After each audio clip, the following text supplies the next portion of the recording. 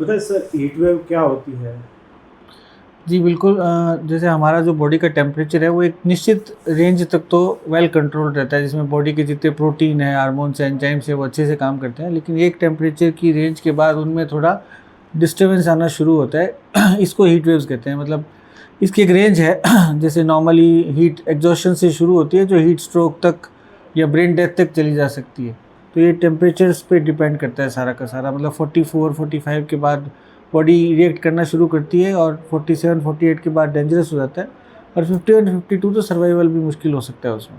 अच्छा, heat wave के कारण क्या होते हीट वेव तो सर टेम्परेचर, जो बॉडी की टेम्परेचर कंट्रोल मैकेनिज्म्स हैं, वो जब एग्जॉस्ट हो जाती है एक लेवल तक बॉडी, हम लोग क्या है कि जो मैमल्स हैं वो नॉर्मोथर्मिक रहना, मतलब हमारी टेम्परेचर कितना भी फ्लक्चुएशन हो, चाहे वो टेम्परेचर कम हो, चाहे वो टेम्परेचर ज़्यादा हो, बॉडी का टेम्परेचर एक 37 डिग्री के आसपास रखने की बॉडी प्रयास करती है। लेकिन जब टेम्परेचर एक्सट्रीम पे पहुंचते हैं, जैसे तापमान बहुत ज़्यादा बढ़ जाता है, तो बॉडी की जो टेम्परेचर कंट्रोल करने की मैकेनिज्म्स हैं, जैसे पसीना आना, जैसे हमारी हाइपोथैलेमिक का थर्मोस्टेटिक्स का लेवल चेंज होना, है ना, हमारी प्यास का बढ़ना, ये सब जब हो जाता है, तो उसके बाद अगर इन सबको बॉडी के ऊपर कर एग्जॉस्शन फील करती है, तब ये सब मैकेनिज्म फेल हो जाती है और टेम्परेचर फिर बढ़ता जाता है। तब बॉडी उसको कंट्रोल नहीं कर पाती। इसी को हीट वेव्स कहते हैं, मतलब इसी को बॉडी के हीट वेव्स कहते हैं। बाकी वातावरण में जो हीट वेव है वो तो है ही। अच्छा, इससे स्वास्थ्य पर क्या प्रभाव पड़ता है?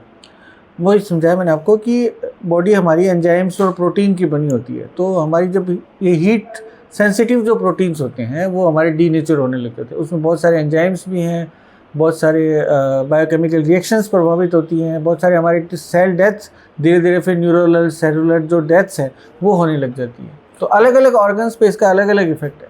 बचाव का उपाय क्या है इसमें? बचाव तो स्पेशली अपने को जब एक्सट्रीम टेम्परेचर्स हों तब उसको अवॉइड करना चाहिए। तो जो दिन में जो पीक आवर्स हैं उसमें बाहर नहीं जाना चाहिए।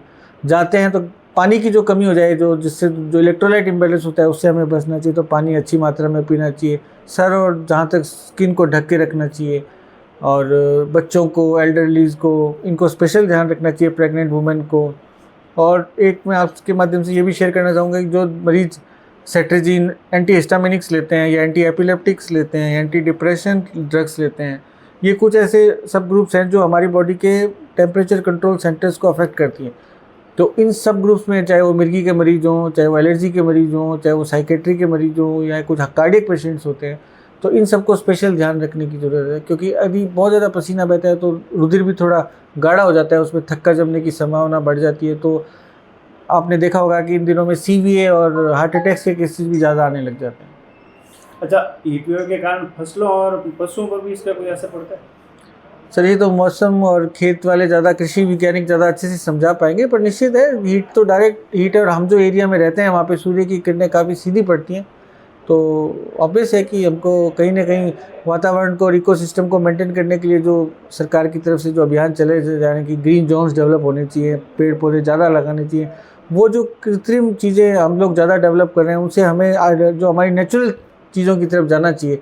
तो किसी भी बिल्डिंग को बनाने में या कुछ भी नया अगर बन रहा है तो उसमें ये ध्यान रखें कि ग्रीन जोन ज़रूर डेवलप करें, और एयर कंडीशनर्स का उपयोग कम से कम करें, क्योंकि ये बहुत ज़्यादा वातावरण में हीट पैदा कर रहे हैं। ऐसे बहुत सारे मुद्दे हैं, क्योंकि हर चीज़ एक दूसरे से जुड़ी हुई है। हम भी इकोसिस्टम के ही एक अंग हैं, अवयव हैं। तो यूजुअली क्या होता है कि जब बहुत ज़्यादा ग्रोथ हो रही होती है, बहुत ज़्यादा डेवलपमेंट्स हो रहे होते हैं, तो कई बार ये चीज़ें हम साइड में रखते हैं, लेकिन बाद में इनका इम्पैक्ट बहुत ज़्यादा आता है। तो जब भी बड़ी प्लानिंग्स हो, या डिपार्टमेंटल प्लानिंग्स हो, या बिल्डिंग्स की प्लानिंग हो, तो ग्रीन जोन और ऐसी चीज़ों के बारे में ज़रूर ध्यान रखना चाहिए। अच्छा, पश्चिमी राजस्थान का सबसे बड़ा अस्पताल है, यहाँ पर किस प्रकार की व्यवस्थाएं हैं? जी बिल्कुल, सरकार के इसमें सख्त निर्देश हैं और गाइडलाइंस हैं कि एक तो इमरजेंसी, जहाँ सबसे पहले मरीज़ का अस्पताल से कॉन्टेक्ट प्लेस है, वहाँ पे आपको सारे डॉक्टर्स की सुविधाएं रखनी है, सीनियर्स को भी सेंसिटाइज करना है। इसके अलावा बर्फ़ वगैरह की सुविधा रखनी है, कोल्ड सलाइन की रखनी है, और जो टेम्परेचर फीवर हो जाए तो जो दवाइयाँ हैं, जो उल्टी हो जाए या कोई चक्कर आ जाए या हीट स्ट्रोक के कारण और अन्य कोई इशू हो जाए, उनकी जो दवाएं उपलब्धता हमको एकदम सुलभ और आसानी से मिल सके, ऐसी व्यवस्था करनी है। उसके बाद वार्ड्स चिन्हित किए गए हैं। कई बार हीट स्ट्रोक के कारण सीवीए हार्ट अटैक्स हो जाते हैं, तो उनके लिए आईसीयू बेड भी चिन्हित किए गए हैं। तो ऐसी कोई दिक्कत नहीं है, मतलब कितने भी पेशेंट आए हमारे पास हम उनका पूरा ध्यान रखते हैं। अच्छा, हीटवेव के लिए अलग से वार्ड वगैरह करते हैं? बिल्कुल ईयर मार्क किए गए हैं, और जैसे जैसे मरीजों की संख्या बढ़ती है उसे प्लान ए और प्लान बी भी रखे गए हैं कि अगर ये वार्ड भर जाता है तो दूसरा भी है। तो अब हीट स्ट्रोक एक बड़ी एंटिटी है, लेकिन बीमार यूजुअली जैसे मान लो न्यूरो का केस बन के आता है या कार्डियक का केस बन के आता है, तो उसको उसी स्पेशलिस्ट में रखा जाता है, उसके अंडर रखा जाता है। और जनरल जो पेशेंट्स हैं, जो मेडिसिन के पेशेंट हैं, उनके लिए एक स्पेशल वार्ड भी चिन्हित किया गया है।